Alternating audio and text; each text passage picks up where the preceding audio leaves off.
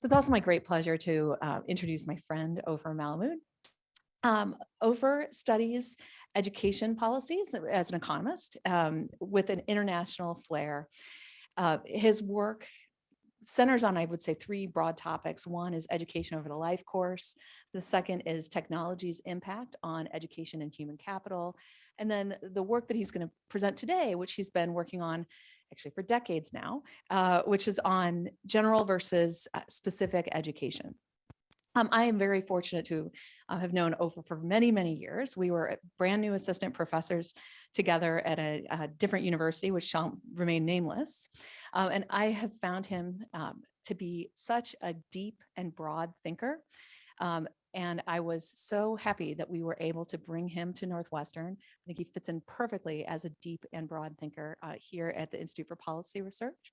And I want to introduce Ofer. Thanks for being our first in-person speaker.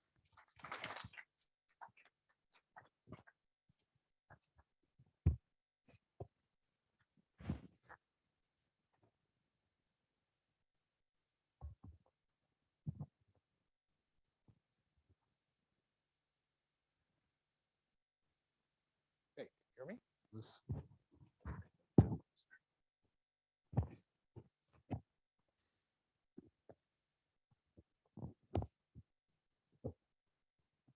Good. Okay.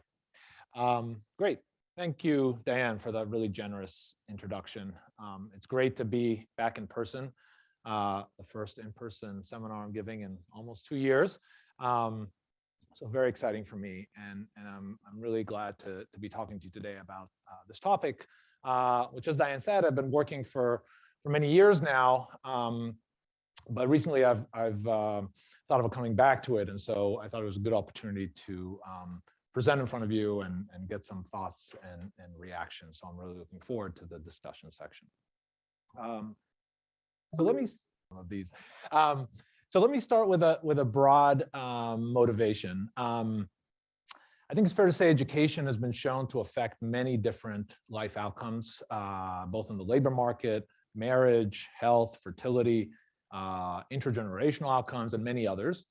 But I think less is known about how and why education affects outcomes. And this may be especially relevant for labor economics and labor market outcomes, the subject of countless studies in economics on the returns to schooling.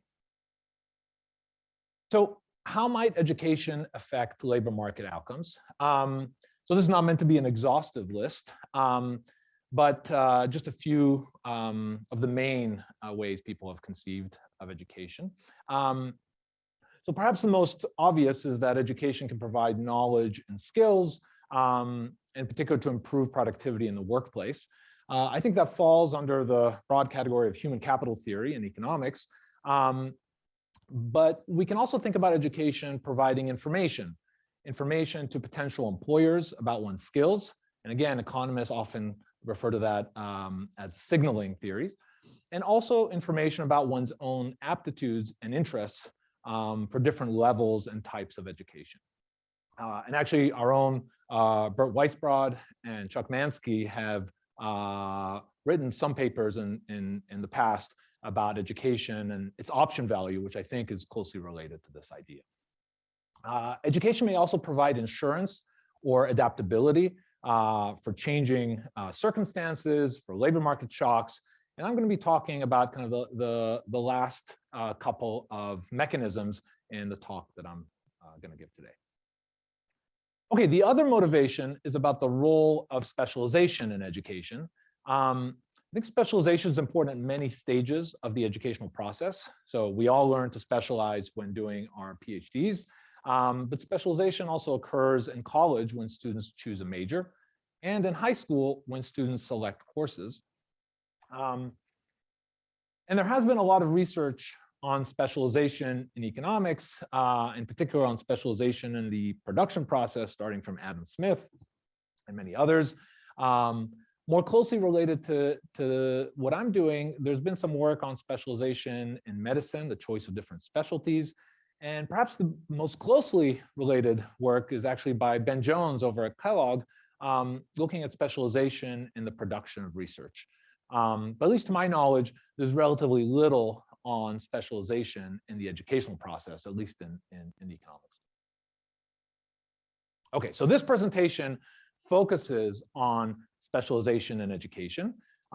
It explores how and why education affects labor market outcomes.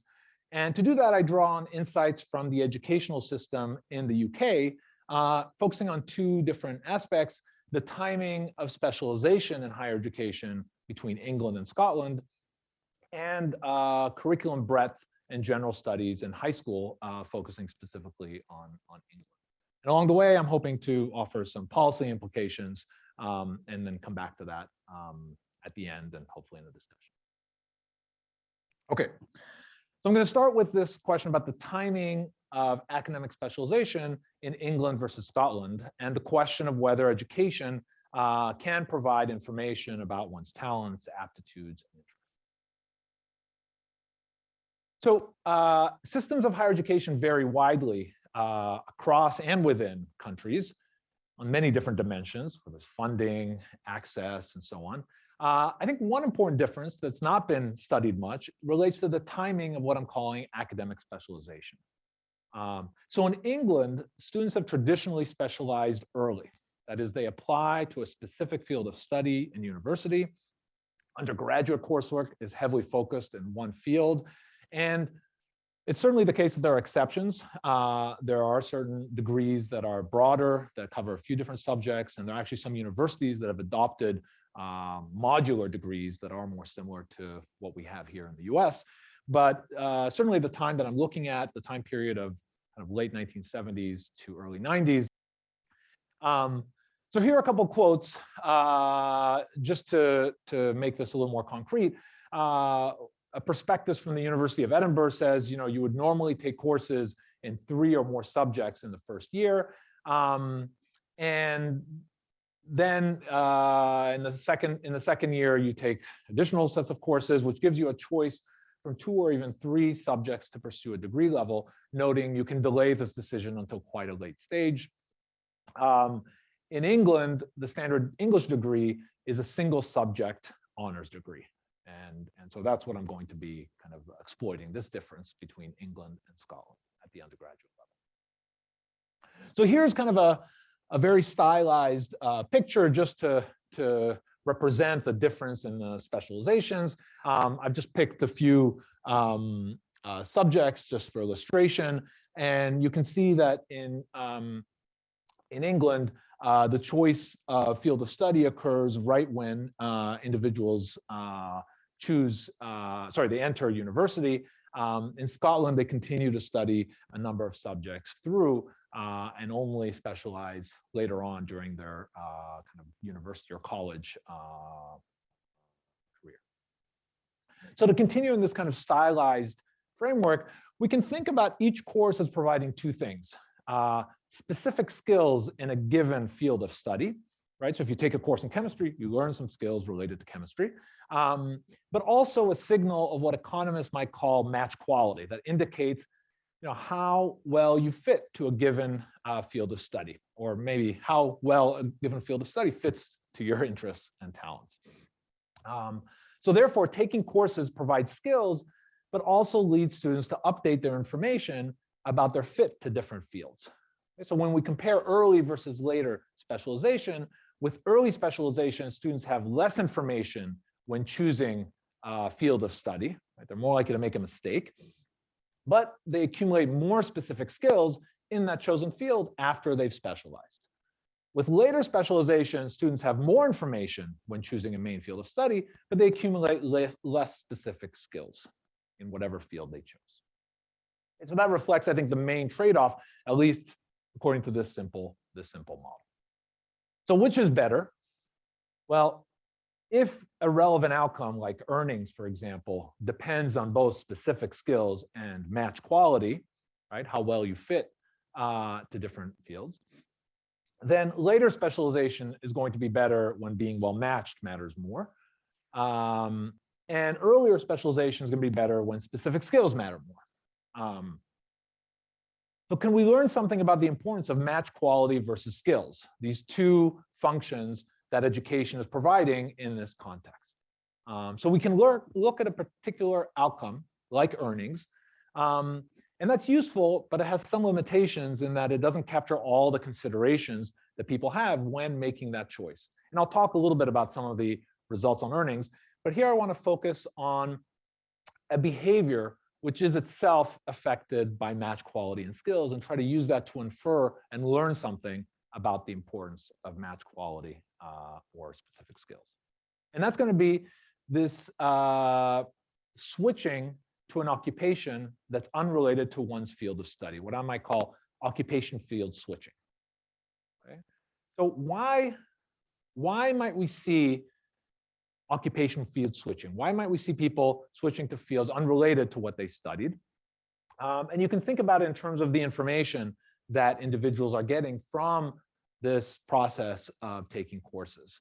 So it's easiest to see it in terms of kind of a posterior distribution representing the information. So each of these curves represents the distribution of match quality that individuals believe they have in different subjects. So here, for example, chemistry and biology. In this context, at the point of specialization, it looks like this individual has a higher match quality in chemistry than in biology. So assuming they study the same amount of courses in each and specific skills are the same, they would pick to specialize in chemistry because it looks like it's a better fit according to the information they have in taking those courses. Of course, once they specialize in chemistry and continue taking courses, they're going to get more information about how well matched they are. And it's possible that with this additional information, they're going to update and realize, you know what, I don't actually like chemistry that much. It turns out it's not for me. And that's represented by an updated posterior distribution, which actually falls below biology. So they kind of took more courses. They realized, you know what, chemistry isn't for me. And actually, I prefer biology with the information I had when I last took it. So this might be the situation in England, where there's early specialization. What would it look like in Scotland, where there's later specialization? Well, to begin with, the posterior distributions are going to be a little narrower at the point of specialization. They're going to be more compressed because students will have taken more courses in Scotland prior to specialization.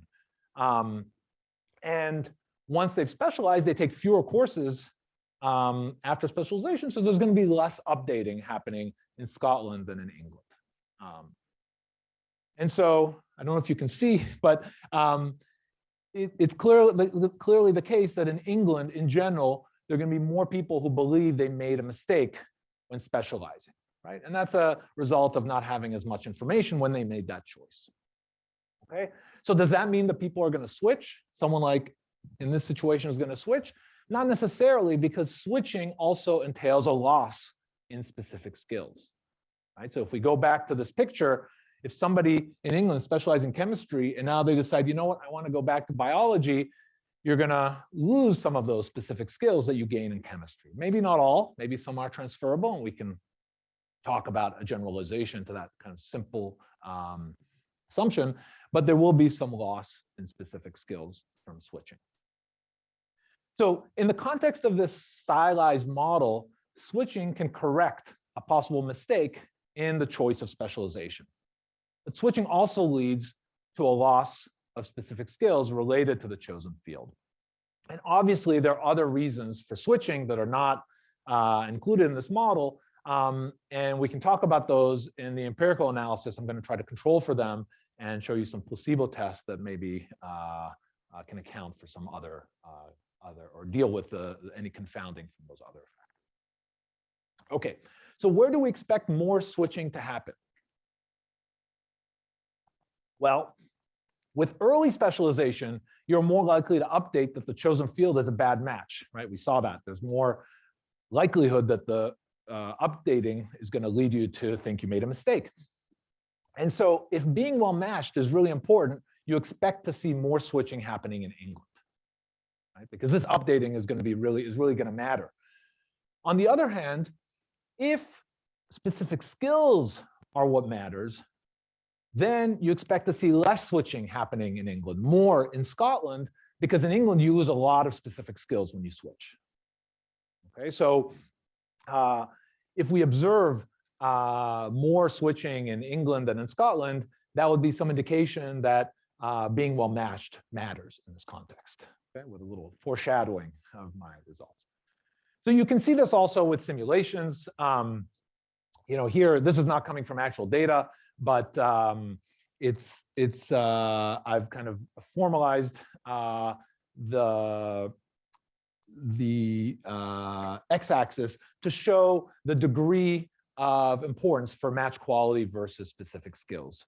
So if only match quality matters, you can see that there's higher rates of switching in the early regime than in the late regime of specialization. But as you make specific skills more and more important, you can see eventually they cross over at a certain point such that there's more switching in the place where you specialize later than where you specialize earlier. And eventually, if you make specific skills the only thing that matters, you don't see any switching at all, because switching always entails a loss of specific skills, so you would never want to switch. And we don't see that, so that might be one indication that that's not the only thing. Okay, so how do we test this empirically? So I'm going to go to some data, first from what's called the University Statistical Record, which contains all UK university students from 1972 to 1993. It has data on high school exams, undergrad degrees, occupation, location of students in their first year after graduation. And I'm going to supplement that with a survey of about 8,000 graduates that also follows them into age 30, 32, and has information on wages and occupations and multiple jobs. And I'll mention some of the results, but not show too much of that. So a key question is, how do you measure occupation field switches? I don't expect you to see every line here, but it's not a variable that's usually included with data sets. But what I've tried to do is make kind of a code book that links different fields of study to different occupations. Obviously, there's an arbitrariness to this, both in terms of the level of aggregation that you have, as well as some of the decisions of which occupations to put in which cell. You can also do this more in a more data-driven way to see where people actually work when they get a certain degree. And in this case, it's, I think, pretty straightforward. There are going to be some fields where it's maybe harder to make this match. And I deal with that by looking at whether the results are robust to excluding certain fields or focusing on, you can focus just on engineers, where I think it's a little easier to do that. Yeah.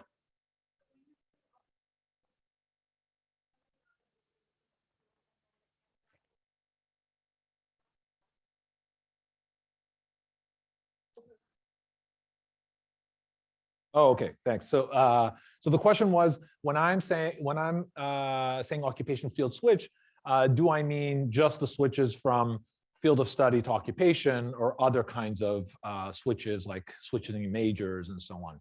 So yes, the answer is I'm only talking here about occupation switches from field of study to occupation.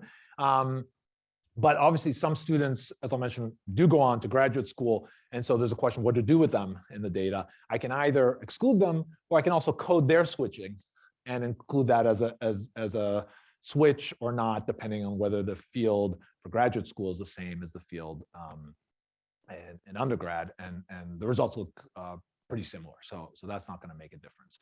In terms of major switching, I mean, that's a great question.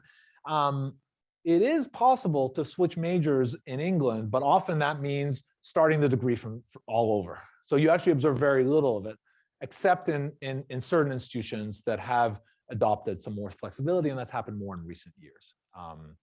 So it is possible, but it's quite costly. In Scotland, you see much more, similar to the US. Okay, so this is how I define the occupation field switches. Again, I think I'll mention some of the robustness that I do, because obviously there's not just one way to do this. Okay, so here are some initial results. What I'm showing you here is a regression of whether individuals switched to an occupation that's unrelated to their field of study regressed on an indicator for whether individuals are from Scotland or England. Okay, so this is basically showing these negative coefficients in this top row are basically showing that there seems to be lower rates of this switching happening in Scotland relative to England. And that holds up whether you add various controls in the first three columns. It also holds when I instrument for where individuals did the degree with where they grew up, okay? Because you do get some individuals, some students from Scotland studying in England and vice versa, and that might be kind of a selection. Some students may be going from England to Scotland because they don't want to specialize early, and I want to account for those, for these patterns. And certainly this doesn't seem to make much of a difference. Now, I can also restrict attention to individuals in England who live in Northern England, which is more similar demographically to Scotland than the rest of England, like London and other big cities in the south. And this pattern is robust to many different assumptions and specifications. I can use a broad or narrow set of classifications to determine this occupation field match. Obviously, that's going to lead to different levels of field switching, but the patterns between England and Scotland remain the same. You can exclude certain fields, make alternative assumptions about graduate studies, as I mentioned, also alternative assumptions about unemployment. It's a very robust finding. Of course, you might still be worried that there's something else about Scotland that makes a difference and is driving these differences in switching. Now, I can't run an experiment in the setting, and so what I can show you are two placebo tests that I find fairly compelling, but of course, they're not perfect. So the first is to compare England with Wales. So Wales, another nation within the United Kingdom, has a very similar timing of specialization to England. And so here, there's no difference in the timing of specialization, and you don't see any significant differences in switching between Wales and England. So I find that reassuring. The other placebo test is to look at England versus Scotland at the graduate level, right? So in Scotland, just like in the US and most countries, when you apply to graduate school, you apply to a very specific field, just like you do in England. So again, there's not any real difference in the timing of specialization at the graduate level, and you don't see any of these kinds of switches happening either. Okay, so these lead me to have a little more confidence that maybe the difference in switching that we see is really being driven by the timing of specialization. Okay, so let me give you some conclusions before I move on to the next part. So we see more switching in England than in Scotland at the undergraduate level. That suggests that education provides information about one's fit to different fields of study and not just specific skills. Some other findings that I don't have time to get into is that switching is associated with initial wage penalties. Again, that's not surprising because you lose a lot of specific skills when you switch, but it does suggest that early specialization can lead to costly mistakes. Okay, so if we think about the policy implications, this does suggest that there are benefits to later specialization at undergrad. And I don't know, I think maybe another argument for a liberal arts education that often gives a pretty broad exposure to different fields and subjects. And I think there are some implications for the US. I tend to think of the US certainly allowing for breadth, but also a flexibility that people can use electives to specialize early if they want, or postpone specialization. And maybe at the end, I'll come back to this question of whether is that the best system to have? What are some downsides of that? Okay, so let me now turn to this question of whether education can also ensure against unemployment, and looking at curriculum breadth and general studies in England.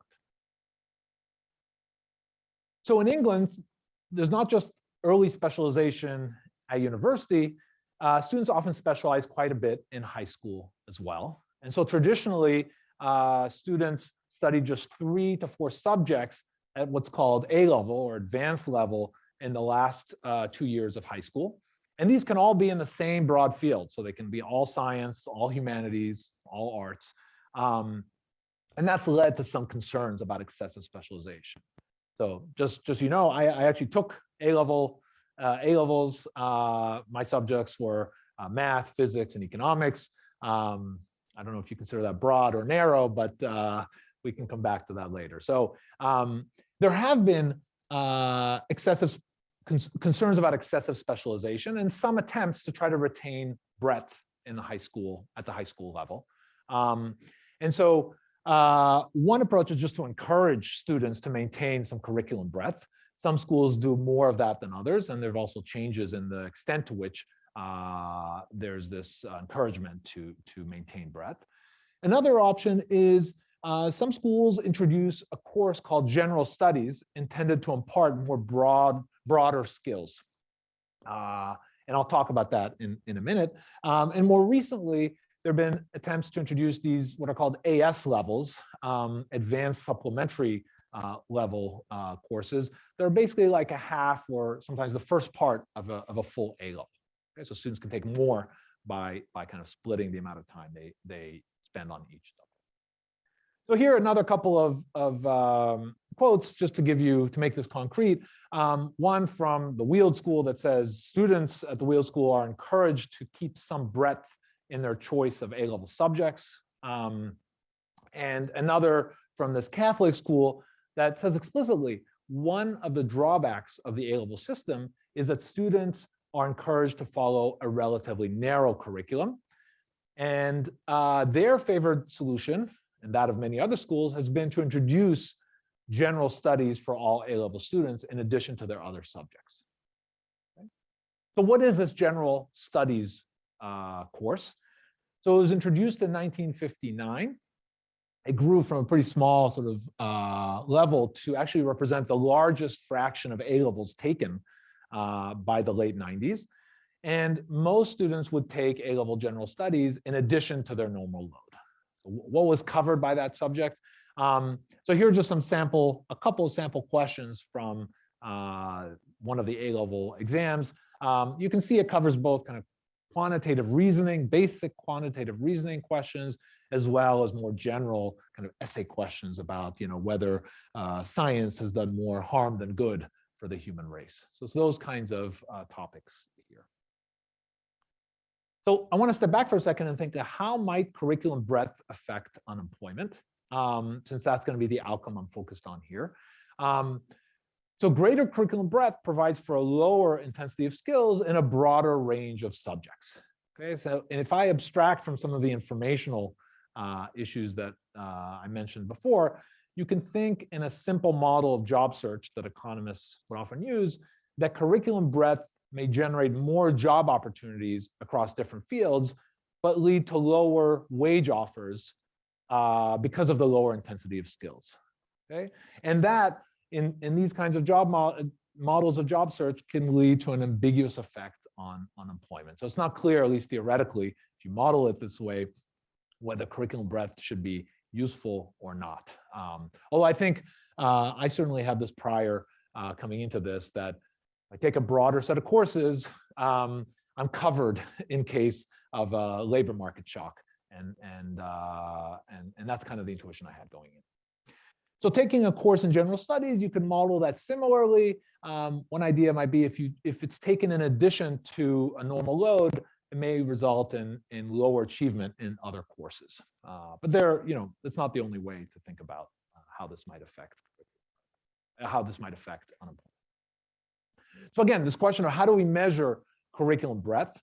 So here I'm going to use a classification of fields that's been used in other contexts. I think it's useful for thinking about high school subjects, basically thinking about math, science, social science, humanities, and arts. Again, this is somewhat arbitrary. You can think of a smaller set or expanded set. It doesn't make a huge difference to the results. And my main measure is going to be the number of distinct fields studied at A level. Now, you can also allow for alternative specifications, nonlinear measures of distinct fields. You can split it by, all math and science, all social science and humanities, or some kind of mix. Again, I'm not going to show you all that here, but you can see similar results coming from those specifications as well. So here's some data. Unfortunately, is being hidden by some of this. Let's see if I can move this. Here's some summary statistics on the relationship between these variables and different levels of curriculum breadth that people take. So the first three columns show increasing levels of curriculum breadth. So taking 1, 2, or more than 3 fields.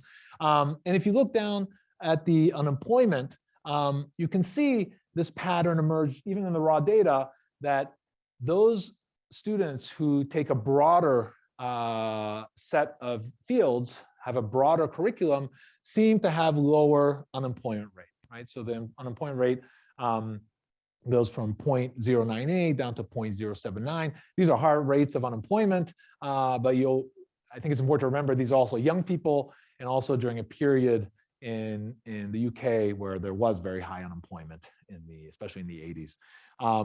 Of course, these are just the kind of the raw data, and you can see some differences in the characteristics of people who choose broader versus narrow curricula. In some cases, this might work against some of these patterns, in other cases differently. Yeah. Yeah.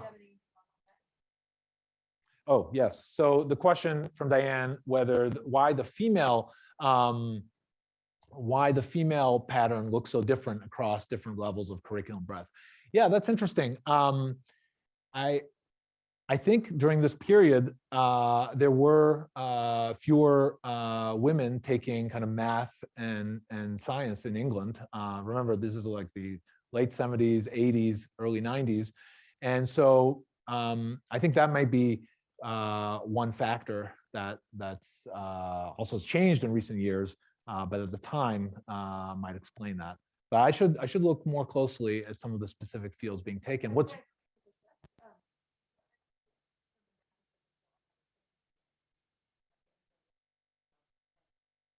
Yeah, so I guess I was thinking if they don't take that, that limits the scope of curriculum breadth.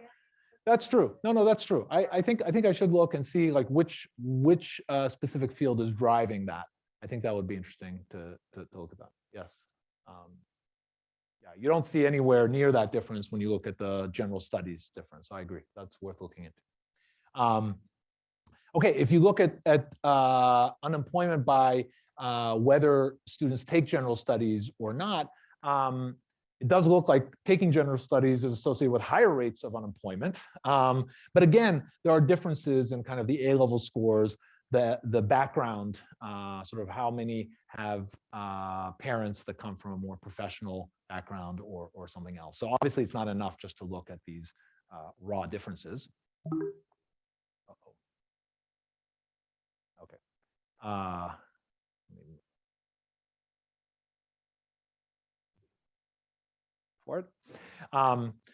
Okay, so here are some regressions that try to deal with some of the concerns, obviously not all, where I include controls as well as school fixed effects in some instances. I think my preferred specification is one where I'm also instrumenting for curriculum breadth with the average breadth in a given school year, which when including school fixed effects means I'm identifying off changes in curriculum breadth across cohorts. Again, I have some quotes that basically point out that curriculum breadth can change because of various connections schools make with other schools to offer more subjects or different teachers coming in. But there's a little bit of a black box here, what's exactly driving the variation. So I guess what I think is maybe most striking is that the patterns seem very robust to different controls and different approaches. And in every case, it looks like having more curriculum breadth is associated with lower rates of unemployment in the sample, at least. Okay, I think an interesting follow-up question is about the role of labor market conditions. So how does the effect of curriculum breadth on unemployment vary with labor market conditions? And what I do here is I use what's called the JSA claimant rate, which is the job seeking allowance. So it's like a measure of unemployed people looking for jobs. And I basically interact this claimant rate with curriculum breadth using both regional and temporal variation in labor market conditions. I think that's easiest to see graphically, where I'm now plotting the JSA claimant rate, which is an indicator of how weak or strong, how tight the labor market is, against the kind of effect of curriculum breadth on unemployment. And you can see when there's a very weak labor market, when the JSA claimant rate is relatively high, it looks like the effect of curriculum breadth in ameliorating unemployment is actually larger in magnitude. It has a more of a protective effect on from unemployment when the labor market is relatively weak. And that goes to kind of my finding that suggests that unemployment here is providing some insurance against labor market shocks, against kind of weak labor markets. So you can do something similar with general studies. We can look at the effect of general studies on unemployment, both with school fixed effects and actually a more compelling design in this case, where you instrument for general studies with whether general studies was offered in a particular school year. And you can see this graphically, I think, is sometimes might be easier. What I'm basically looking is at the introduction of general studies in different schools, where I've normalized 0 to be the year in which a school introduced general studies to its students.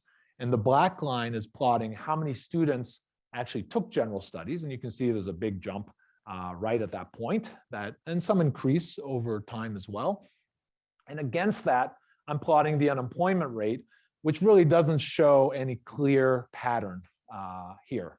And in fact, well, it's hard to see just from this graph when you run these regressions, and it's these highlighted ones that correspond to that graph where we're using the introduction of general studies. You don't see any significant relationship between taking general studies and the likelihood of being unemployed.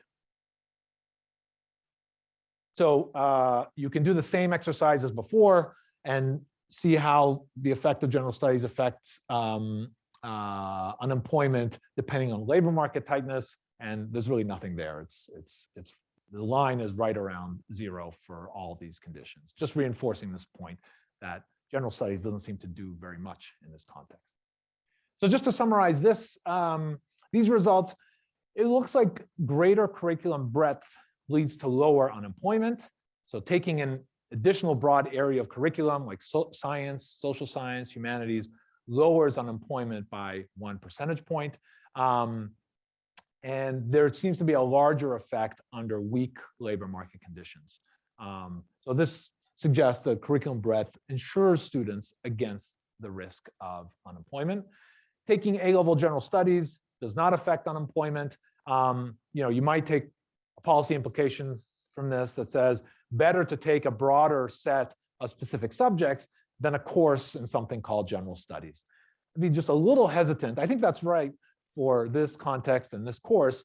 I think there is a question about whether general studies is really implemented rigorously in England. And I actually sat in a general studies course before deciding that I wasn't going to take the exam, in part because you have teachers who aren't specifically trained to provide this instruction, but are willing to teach something that's general in scope. And so I think there's a question about whether implemented well, perhaps this actually could be an effective way of broadening curriculum. Yeah.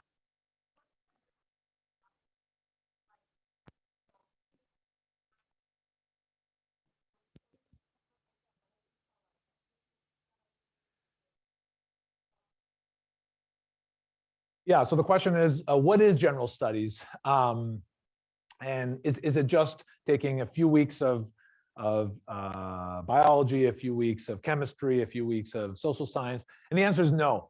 It's more of a course where there is some work thinking about quantitative reasoning, interpreting data, seeing graphs and trying to make sense of them.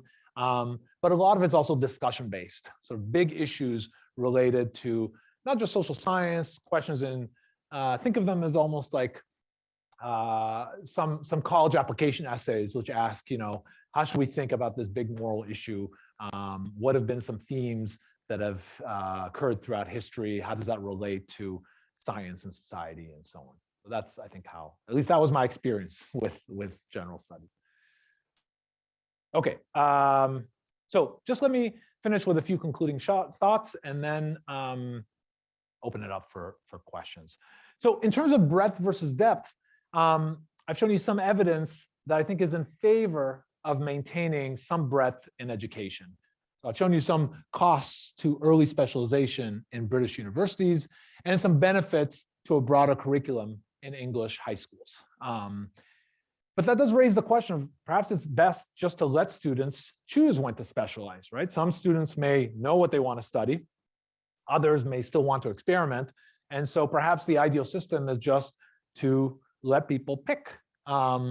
And I do think that many US colleges are characterized by this flexibility, as I mentioned before. Certainly, the US educational system allows for later specialization, but students can use elective to specialize earlier. And I think the question is whether students are able to experiment with courses in a productive manner, right? And there's a famous scholar of education, Martin Troe, who actually argued that what you see today is a lot of students taking incoherent courses of study, a course here, a course there. I think he called it like the cafeteria model of college education. And that certainly if you think that there's some lumpiness in the acquisition of skills, like you need to know at least some minimum level of a particular subject to really gain proficiency, taking a few subjects here and there may not give you that. And so I think it's an interesting question whether flexibility is always good in this context. That can also lead to students taking longer to graduate, which is another issue that's faced in the US system of higher education. Okay, and then to return to the bigger picture question about the nature of education. So I do think, at least we often think about education as providing knowledge and skills that is informing us about the world around us. But what I've argued here is there's also an important role for education with providing us with information about ourselves, right? So it helps us learn about our own talents, our own interests. And in addition, education can also help ensure us against negative labor market shocks, changing circumstances, and so on. And I have some related work where I explore a different dimension of breadth versus depth. So this question of vocational versus general education. I do this in the context of transition economies where there have been a lot of changes in the economy. So I hope that there's some useful perspective by looking at the role of specialization. And certainly, though, much more work I think is needed to open the black box of education.